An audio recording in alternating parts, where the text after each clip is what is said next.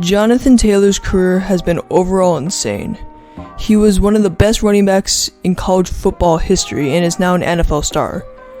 Today I will be going over his career records and showing you just how good he is.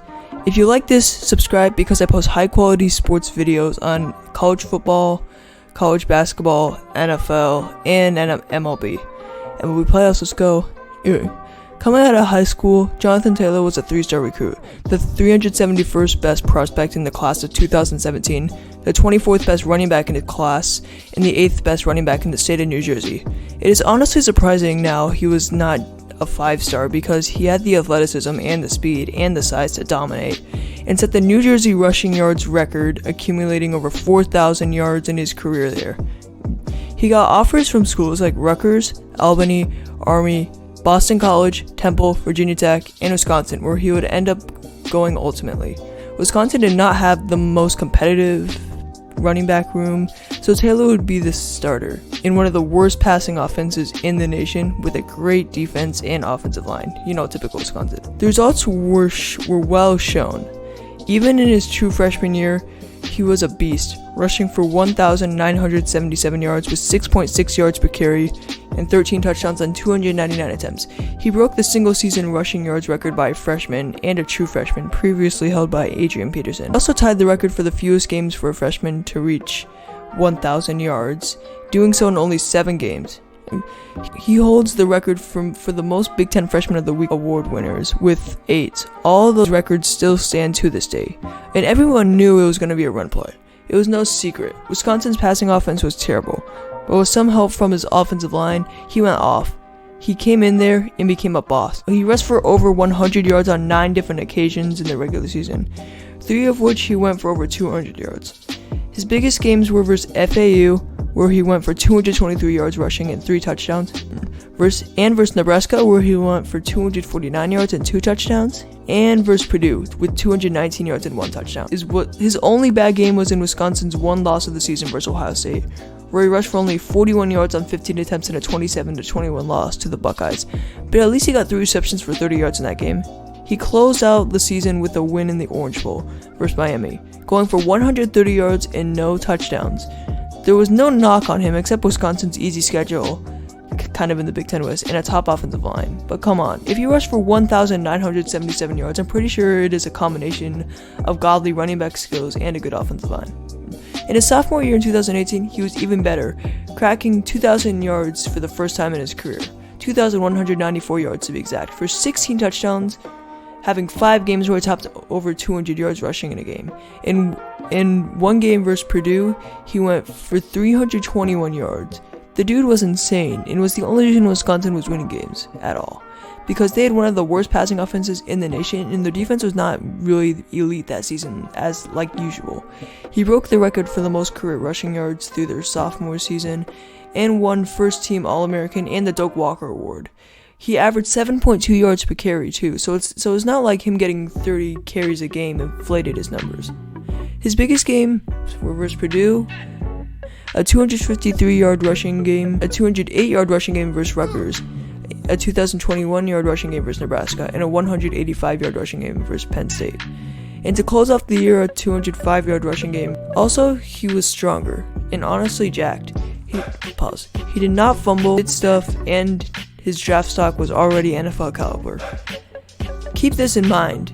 His junior season was again incredible, rushing for 2,003 yards and 21 touchdowns, 252 receiving yards. Yes, scouts, he showed that he could receive too, and 5 touchdowns through the air, with no fumbles and no risky injuries at all leading up to the draft, where again, the defense knew it was going to go to him, but it did not matter.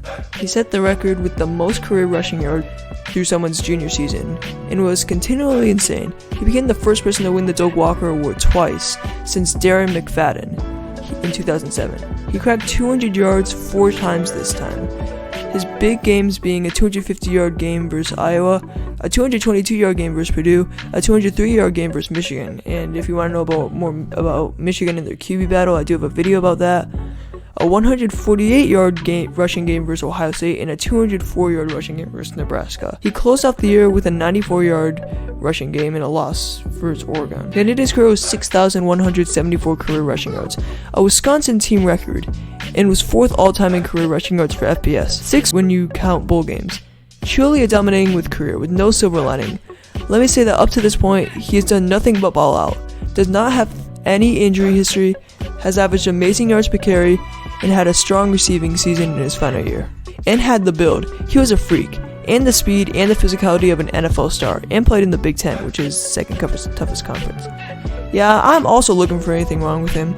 When you look at it, he was a better prospect than Saquon Barkley in 2000, and he got drafted before Taylor, honestly. And he was drafted number 2 overall. Now, I know the value of running backs had decreased since then, but he should have been at least the very first running back off the board in the mid to late first round. Only because you don't really draft running backs anymore, or else he would have gone earlier. He had everything you would want, but NFL teams were fools, and he fell to the 43rd overall pick to the Colts. The Colts starting running back wasn't anything amazing, but he was young and solid.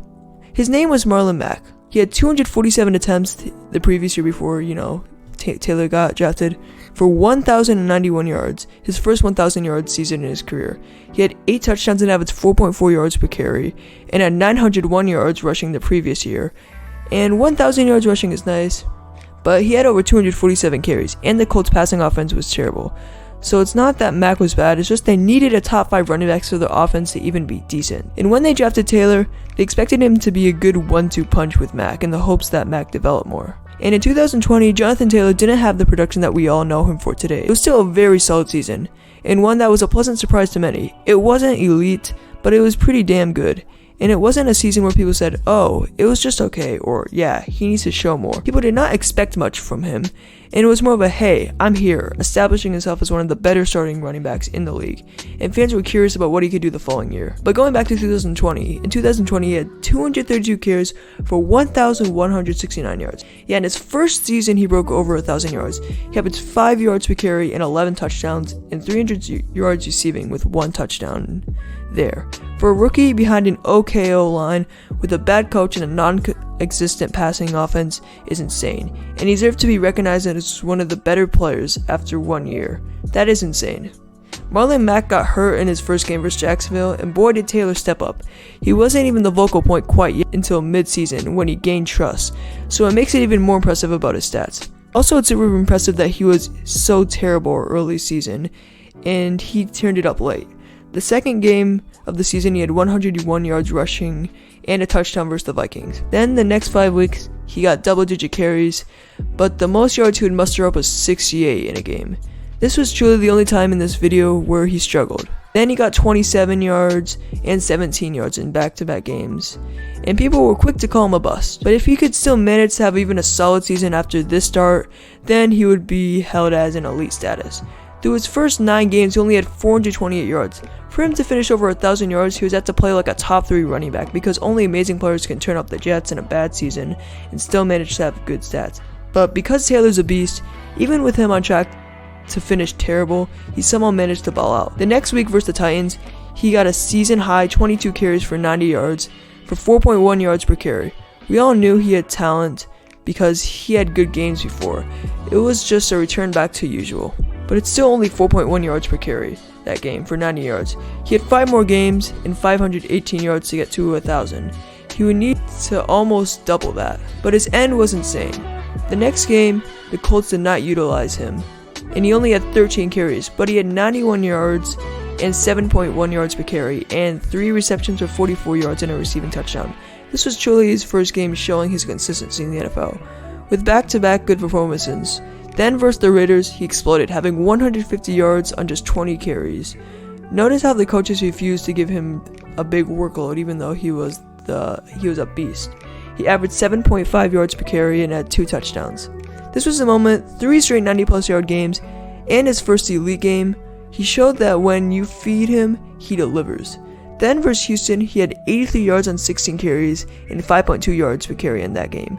And he had 18 carries for 74 yards and 2 touchdowns. And just like that, he had 488 yards in just his last 5 games, where it looked like his season was lost. And it was up to 916 yards on the year. And he was helping his team.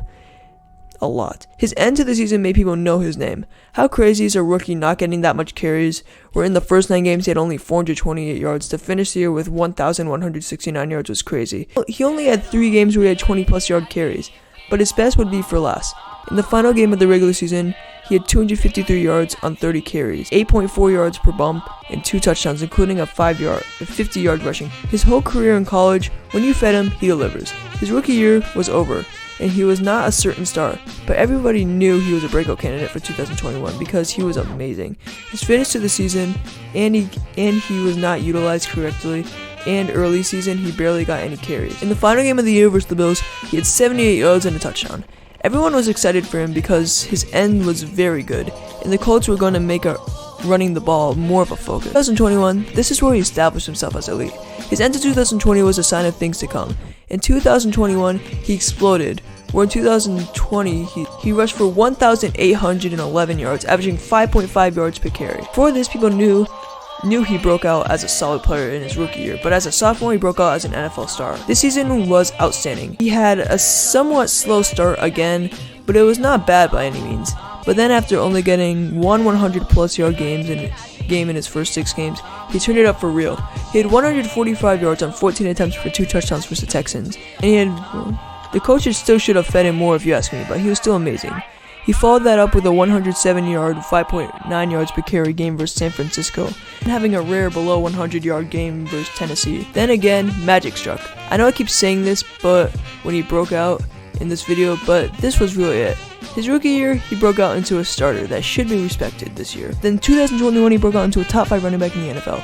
The next 3 games, rushing yards he had went as followed: 172 yards, 116 yards, 185 yards, with 6 rushing touchdowns and 1 receiving touchdown. If you don't respect him now, even after I say this, I don't know. After an 83-yard game versus the Bucks, he'd gotten ready for a 143-yard game versus the Texans, and a 170-yard game versus the Pats, and 2 108-yard games in a row versus the Cards and the Raiders. That is impressive. Again, he has speed so he can get long rushes to get yards. He has brute strength and grit, muscles to churn a couple extra yards and make him hard to tackle. And also, he knows football, and he can actually find holes versus defenses that are always know that he's going to run. Out of college, he had the complete package, and now he has the complete package still. Jonathan Taylor's career has been nothing short of amazing from start to finish. He has struggled to begin this year, but he missed a game, and by now you would realize a theme with him in the NFL, and that he always gets off to slow starts in his NFL seasons, and in his freshman year too in Wisconsin. Yeah, those seasons turned out fine. This was the story of Jonathan Taylor, and his story is still unfolding right before our measly human eyes. Seeing a figure that is Jonathan Taylor eat up yards for breakfast, dinner, and lunch. If you like this, consider subscribing. Thanks for watching. Bye.